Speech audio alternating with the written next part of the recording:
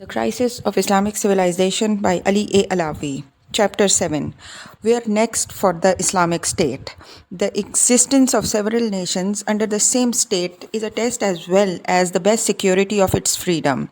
It is also one of the chief instruments of civilization, and as such, it is in the natural and providential order and indicates a state of greater advancement than the national unity, which is the ideal of modern liberalism. Lord Acton, 19th century British historian, Essay on Nationality, 1862. Countries which make up the Muslim world embrace a dizzying variety of governments and state structures, ranging from virtual Western democracy to the outer reaches of ideological despotisms and theocratic rule. Nearly all these countries claim allegiance to, or at least respect for, Islam. Some states have enshrined Islam as the sole source of legitimacy and authority of the state. Others have assigned Islam a privileged role in the law, while others affirm some religious or cultural affinity to it. With the exception of Turkey and a few Central Asian republics, none of these countries has sought to distance the state from Islam. None of these countries has committed its people to a society based on non-religious principles. At the same time, about a third of world's Muslims live in countries which are organized along recognizably democratic lines, with proper legal assemblies, political parties, elections, and an adherence to the principles of human and civil rights.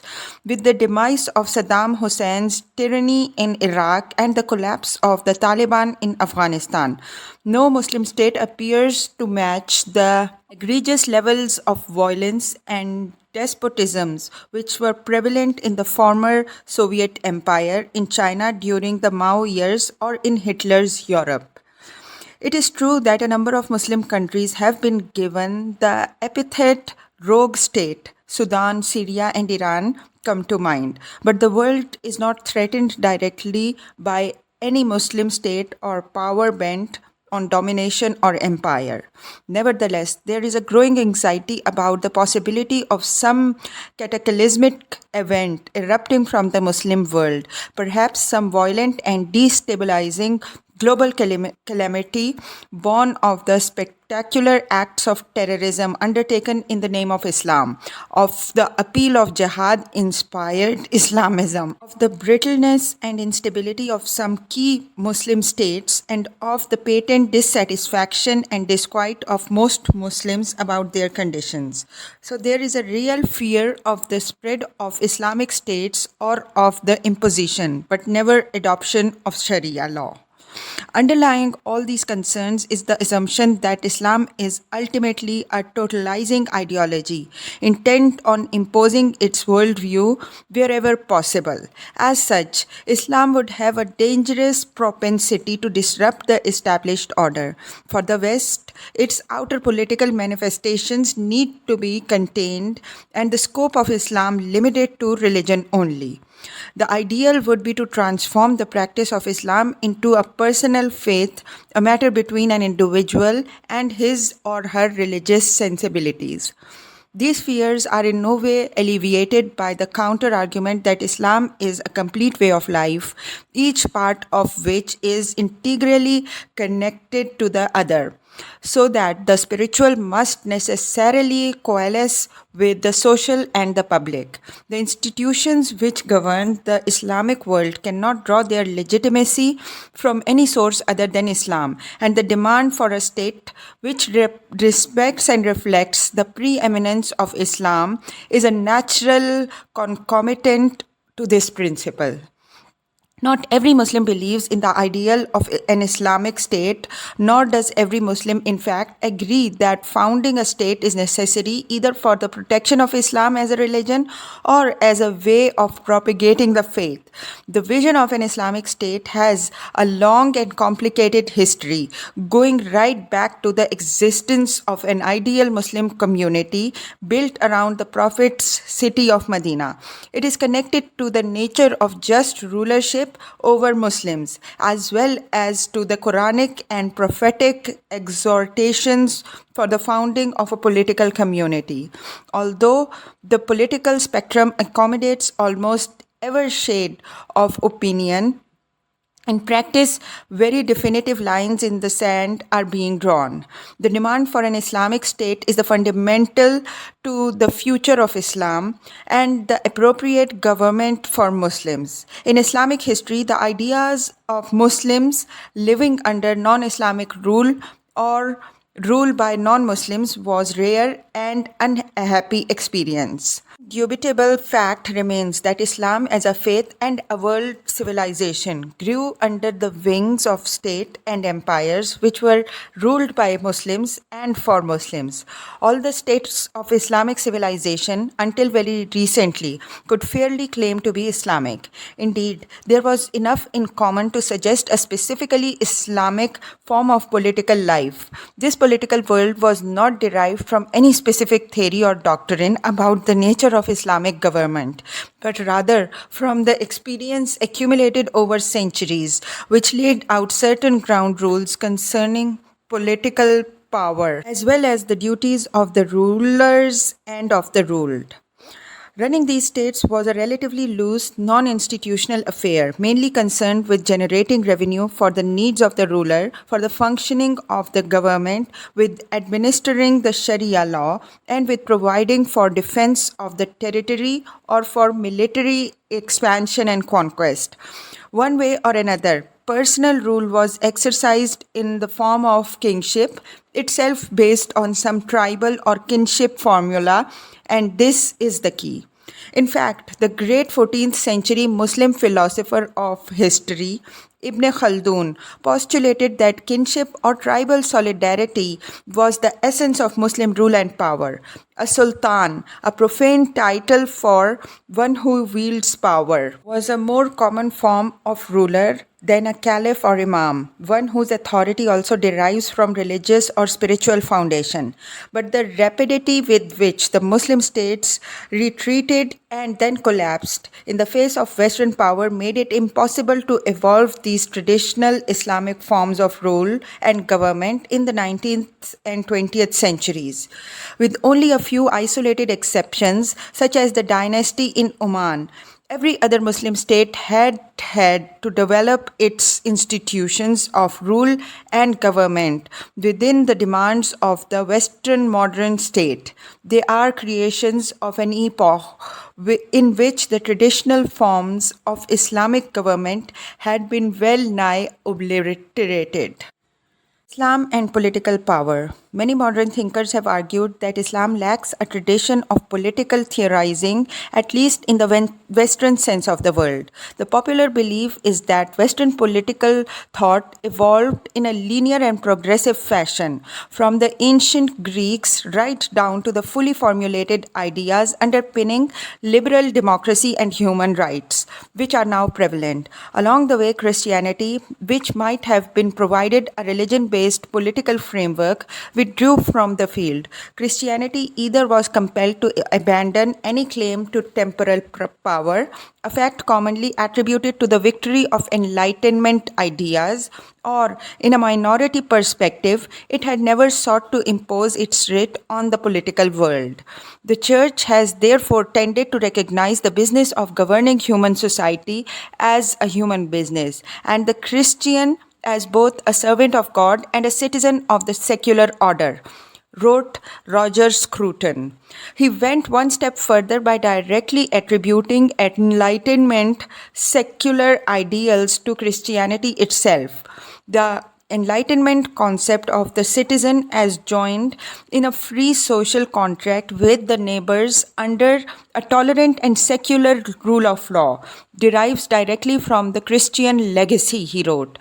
By this token, the establishment of liberal democracy as a purely Western creation happened both because of and in spite of Christianity. Islam, of course, did not partake in the evolution of Western thought towards this ideal end. and therefore by the reckoning of its critics, could not have generated the same lofty principles that underpin Western civilization. Nor did Islam create the frameworks which protect these principles or encourage the kind of allegiance to them that gives these ideas such legitimacy and potency. Having distinct public and private spheres is supposedly alien to Islam. The notion of the nation is unfamiliar to Islamic thought. With few exceptions, such as Ibn Khaldun, there are no influential political thinkers in the history of Islam whose works can provide intellectual and moral underpinnings for the political order. Of course, what all these critics really mean is that Islam has not produced a political theory or practice that fits with the Western liberal democratic tradition.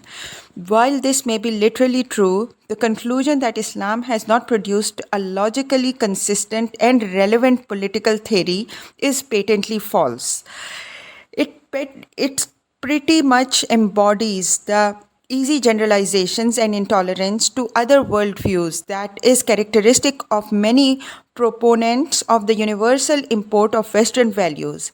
Islamic civilization, in its heyday, also suffered from an excess of self-confidence bordering on hubris, which led it to dismiss the achievements of other civilizations. Historians have made a career of cataloging the closing of Islamic mind, and some such as Bernard Lewis have constructed it into the decisive factor behind the decline of Islamic power.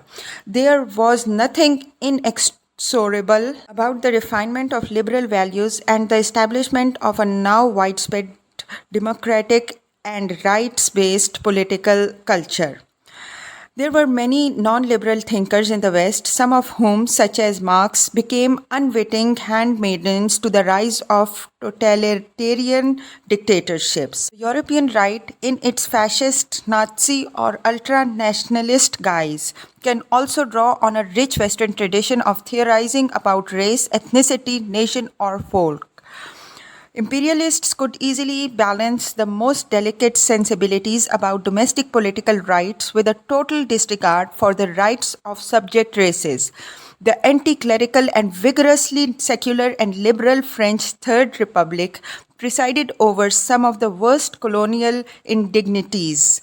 The victory of the democratic values was not foreordained, but it came partly by force of arms after the horrors of the two world wars.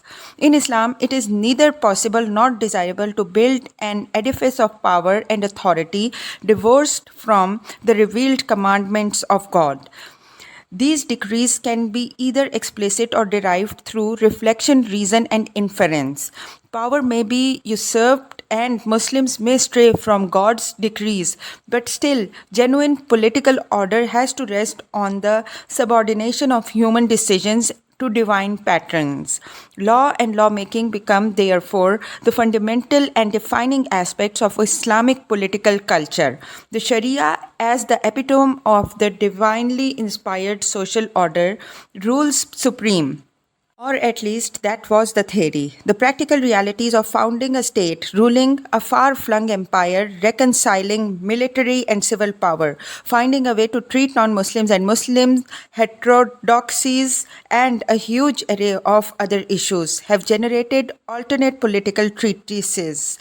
These were not based on theology, but rather dealt with the real and live issues of statecraft and of the transfer of power. In certain ways, Islamic civilization developed out of the tensions between the sacred law and the exigencies of political life. Whenever rulers strayed too far from the divine ideal, the Sharia would be brought to bear to correct the imbalance. Jurists would fulminate against the godlessness of royal courts, the intrusion of alien practices, and the irreligiousness of the public. In extremis, they would lend their support to insurrections against the established order or to the movements of revival and reform. Whenever the Sharia stood in the way of the resolution of practical problems, say in the transfer of power from one ruler to the next, new dispensations would have to be created simply to allow for continuity into the community's life. This happened after the Mongol invasion, which destroyed the Abbasid Caliphate, Islam's most significant institution. Islamic leaders had to recognize the new, unwanted temporal authority, and a means had to be developed to deal with its presence and to acknowledge its immense military power. The Shia and the Sunni branches of Islam would agree that it is the duty of the state to reflect the divine commands through the Sharia. They differ, though, on who has the authority and under what conditions people are able to exercise power.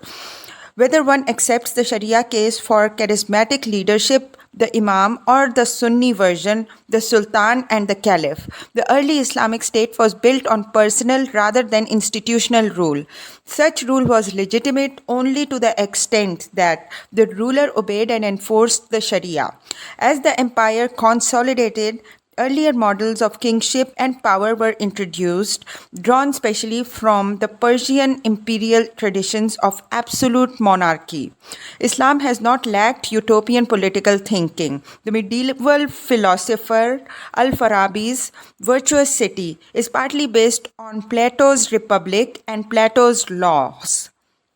Al-Farabi and others, such as Ibn Sina, attempted to bolster the Islamic polity by embracing the ancient Greeks. The idea was to integrate the non-religious into the Islamic worldview. This type of ideal commonwealth, rooted in the universe of Islam, but using Platonic archetypes, makes a more dramatic experience in the latter part of the 20th century. The entire system of Islamic Republic of Iran is a mixture between traditional Islamic political categories and specifically Shia notions. It also involves concepts and ideals drawn directly from Plato through Al-Farabi and other Muslim philosophers. Nietzsche said that Christianity is Platonism for the people, but Platonism ironically has been given an honored home in Islamic Iran rather than in an expected Western context.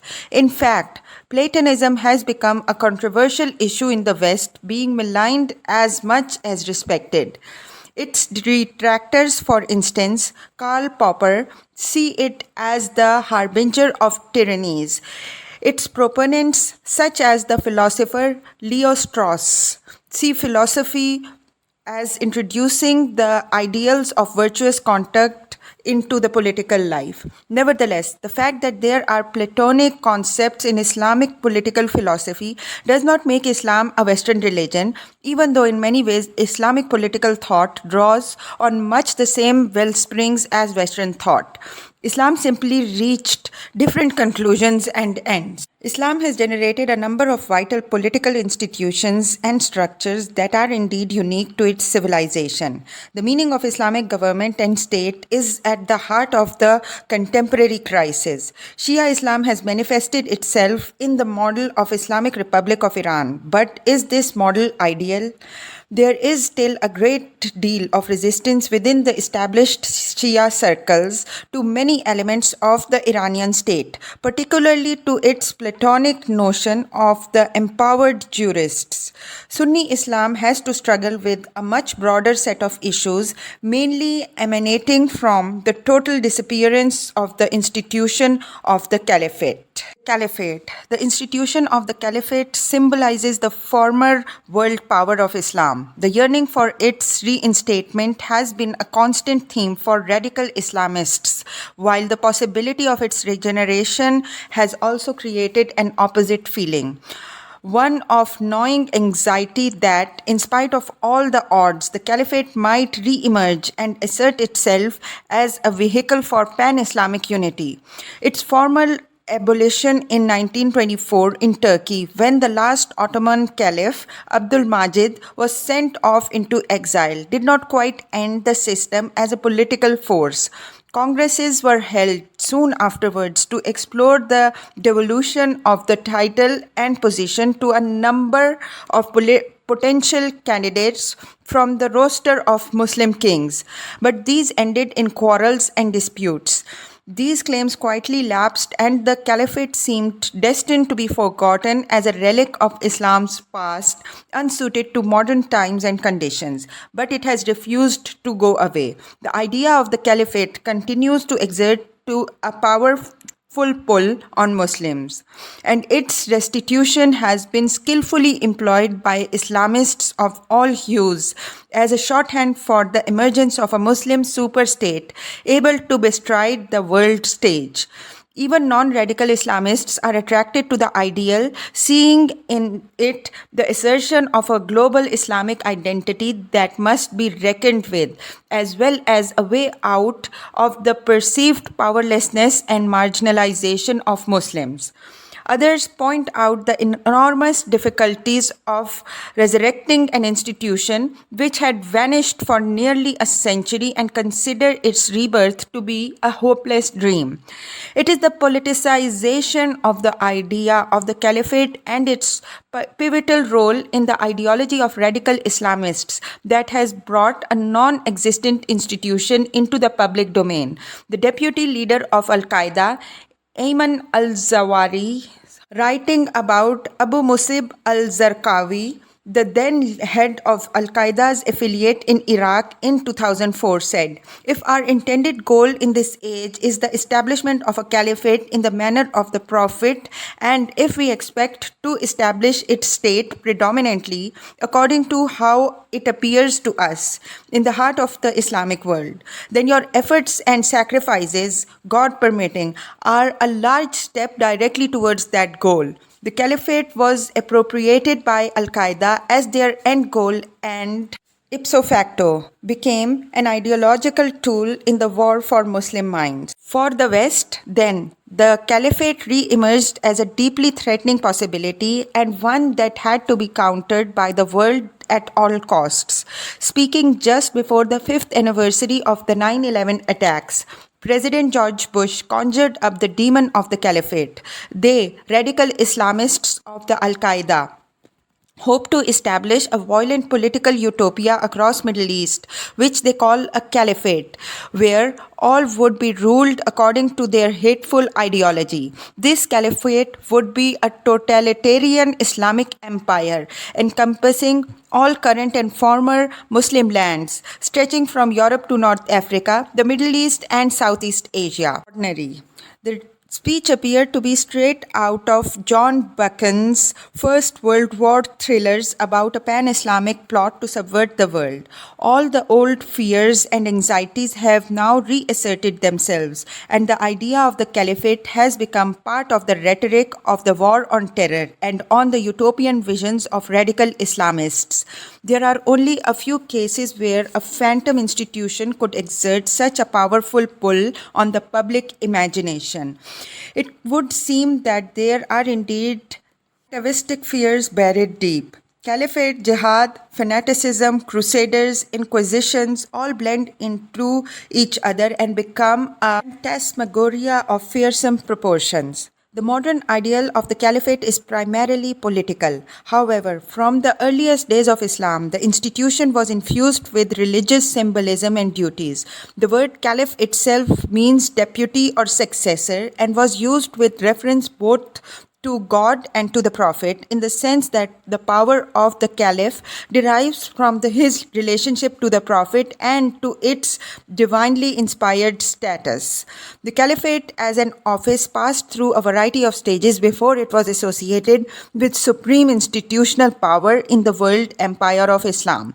The early successors to the Prophet Muhammad are given a special status in Islamic history and are known as the rightly guided caliphs. Not only were they responsible for leading the community of Muslims in spiritual matters, but they also had to contend at short notice with the administration of large territories and armies. the principle was established that Muslims are bound together by a common reverence for the Sharia and that the leadership of the community was obliged by divine decree to protect and implement the religious law. The Caliphate became the symbol of the unique nature of the Muslim order, reflecting the supremacy of Sharia law and thus underlining the supremacy of divinely inspired decrees over all other human considerations. Ultimately, the function of the caliph is to uphold the rule of this law. Whether Muslim practice ever achieved this ideal is another matter altogether. The Umayyad caliphs were seen as usurpers by a good part of Muslim population, and their reign was cut short after 8 decades by the successful Abbasid revolution. A branch of the Umayyads re-established their rule in Andalusia and proclaimed a caliphate there in the 10th century. This lasted for less than a century.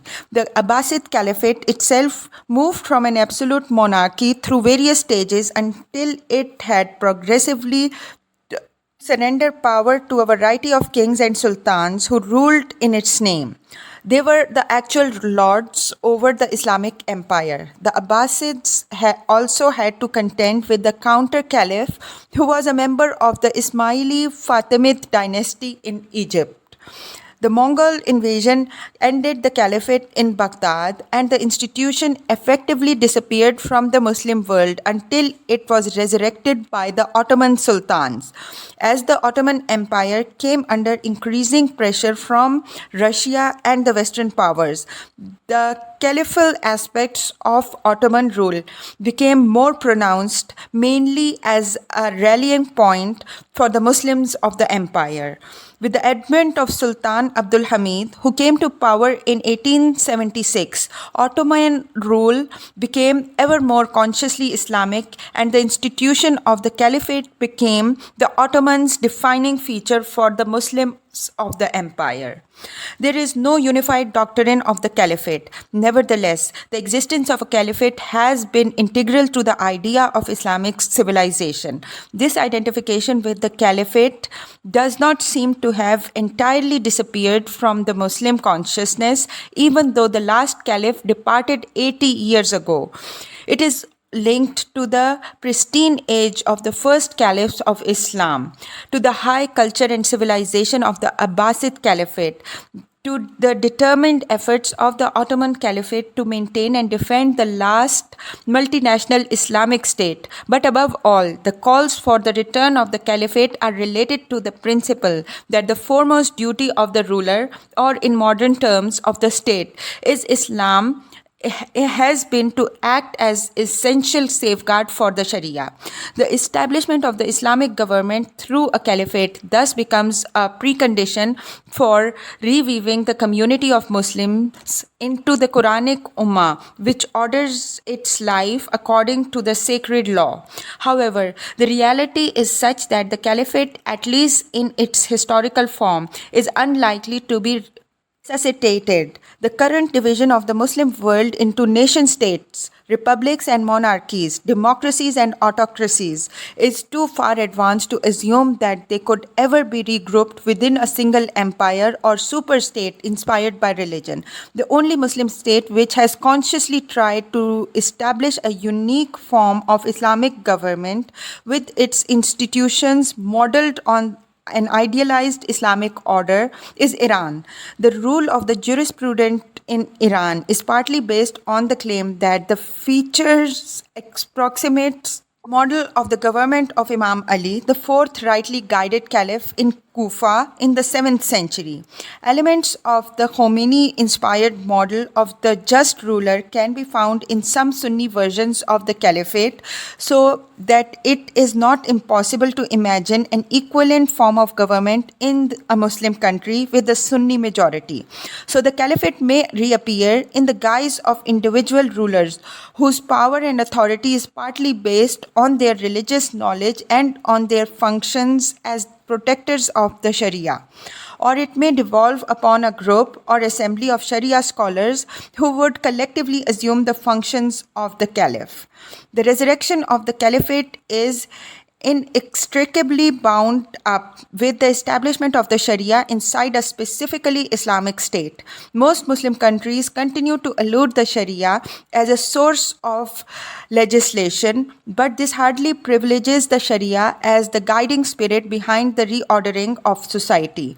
The idea of Sharia continues to alarm large parts of the world, not least the elites of the Muslim world, but the opposite is also true. The rejection of the Sharia by nominal Muslims is equally shocking, perhaps more so as it implies their decisive break with the community of Muslims. Respect for the Sharia as a principle lies at the heart of Muslim social cohesion. Fear for the Sharia on the part of Westerners and some modern secular Muslims is real. Lying behind their concern is the virtual terror that if any concessions are made to the Sharia, the entire laboriously constructed edifice of modern secular states would crumble. But surely these fears are related to the way the Sharia is understood and implemented, not to the principles of the Sharia itself. The Sharia must be separated from the huge body of law which purports to cover every conceivable aspect of a Muslim's life and with which it has been associated in the past. Advice and consent. Personal rule has often been the norm in the Islamic history. The ruler has an almost unlimited right to exercise power in executive and even legislative matters. The ruler's power and prerogatives have only been challenged in those areas where the Sharia has made explicit injunctions. The example of rightly guided caliphs is instructive. They faced little institutional constraint on their exercise of power after their appointment as caliphs, whether by designation, selection, or by public allegiance. This pattern of personal rule, where power is vested in an individual, the Amir has continued throughout Islamic history. It was seriously questioned and modified only towards the end of the 19th century and the beginning of 20th with the demands in Ottoman Turkey and then in Qajar, Iran, for checks on power of the ruler, the check being implemented through constitutions and elected chambers. Unfortunately, as a result of this, it has become commonplace to equate the uninterrupted rule of autocrats with a supposed Islamic sanctions of autocracy or even predilection for it. It is only a short step from autocratic government to arbitrary government, the bane of Muslims over the centuries. So, a representative government emerges only in the context of Islamic world's interaction with the Western notions of democracy. The possibility that Islamic civilization, under its own impetus, would produce its own version of checks and balances on rulers and its own system of rights and duties compatible with its own legacy is paid scant attention. The deterministic reading of Western political history, which proposed the inevitable universal spread of liberal democracy, was not only a fashionable conceit which accompanied the fall of communism. Many writers entirely discount the possibility of Islam maturing into a political culture which values rather than debases the ideals of individual liberty and of responsible government. Autocratic government is equated with Islam, and this forces an inadequate and apologetic counter-response to the matter of Islam's compatibility with specific forms of Western-inspired political doctrines or institutions. Few point out that the maturing of Islam's political culture into the modern period was thwarted by the violent disruption of Islam's civilization by European powers. Modern systems of government, wherever they survived the colonial and post-colonial onslaught, had to adjust to new circumstances under tremendous pressure from the dominant Western powers. Where such pressures materialized in an environment which had not been completely seized by the Western powers, the results were mainly positive and pregnant with possibilities for improvement. The Iranian constitutional revolution of 1906 to 1909 is a case in point. It provided a formal structure for the state through the drawing up of the constitution, and it established a parliamentary government with recognizably democratic features. The Iranian constitutional revolution of 1906 to 1909 was as much influenced by changing Islamic political thought as it was by the wholesale and uncritical adoption of Western notions of parliamentary rule. In one of the great Islamic political statements of modern times, a group of leading Iranian ayatollahs based in Najaf in Iraq, writing in 1908, openly supported constitutional government. The meaning of freedom in constitutional states is not absolute license which would permit everyone to do what they like to the point of violating the lives, properties, and dignity of others. Such a thing has never existed and will never exist in any community of human beings, as it would result in nothing other than absolute disruption and general anarchy in affairs of the people. On the contrary, the meaning of freedom is the liberty of the general public from arbitrary and unaccountable government by force, so that no powerful individual could use his power against the least powerful of the community and impose anything on him except that which is permitted by the law of the land, before which all the people, be they Shah or beggar, would be equal. And freedom is, in this sense, is a rational process and one of the pillars of Islamic faith. Foreign intervention and meddling and the First World War put an end to the experiment and the country descended into chaos. But the memory of the event was seared into the Iranian political imagination, so that the massive demonstrations that preceded the Iranian Revolution of 1979 openly displayed their debt to the 1906 Iranian Constitutional Revolution. These tender shoots of an indigenous and authentic Islamic response to the political challenges of the modern era were snuffed out partly through the reassertion of autocratic rule, but mostly through the destruction of the Islamic political space in the period after the First World War. In colonized Islamic countries, the adoption of a limited form of Western parliamentary rule set the pattern for the future evolution of institutions, doctrines, and mindsets which were drawn from the European experience.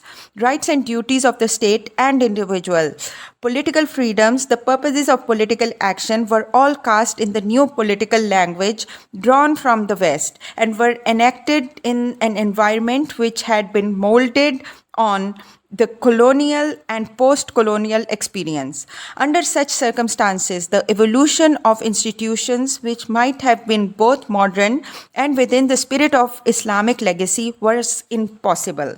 For this perspective, the criticisms leveled at Islam's ability to generate political structures and doctrines consistent with the present global worldviews are seriously deficient. Were Europe, say, to have fallen under the sway of a different civilization in mid-18th century and only to have recovered in the past few decades, no one would have expected it to have produced the entire gamut of liberal democratic institutions and practice in the short term. The experience of Eastern Europe after the fall of communism may indicate otherwise. Although democracies were established in Eastern Europe relatively quickly, these countries had immense support from the European Union in the development of their democratic institutions. It is highly unlikely that those European countries with no democratic legacy could have duplicated these institutions and democratic practices without major external support. The typecasting of Islamic rule as entirely autocratic may be partly validated by history, but it is certainly not sanctioned either by the Quran or by the Prophet's saying. The Islamic basis for representative government derives from a short but decisive Quranic verse demanding that consultation should be the basis of any system of authority. There, Muslims, communal business is to be transacted in consultation among themselves. In many readings of this verse, the injunction insists that all political transactions must involve consultation across the entire community, in effect, across the entire adult population. Elections and legislative assemblies automatically follow this injunction in the modern context, as there are no specific rules describing how to go about the consultation. Restricting consultation to the worthy and notable of the community is an alternative way to interpret the verse, but this has now become a minority view. Nearly all Muslim states with a formal democratic structure for their politics have based their institutions and laws on Western models of representative government and the division of power.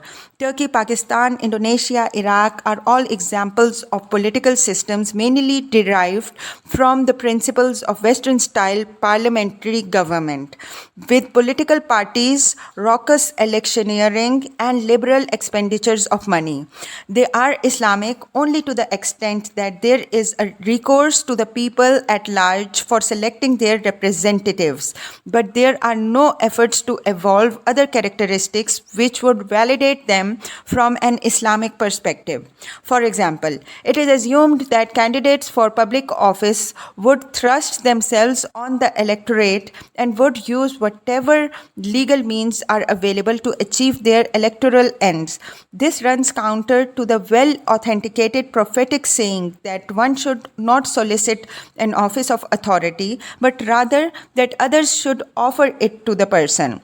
The idea that the electorate should actively seek out worthy candidates for public office implies a great deal of involvement on part of local groups, communities, and neighborhoods, what is now called civil society, in selecting the person with the right attributes.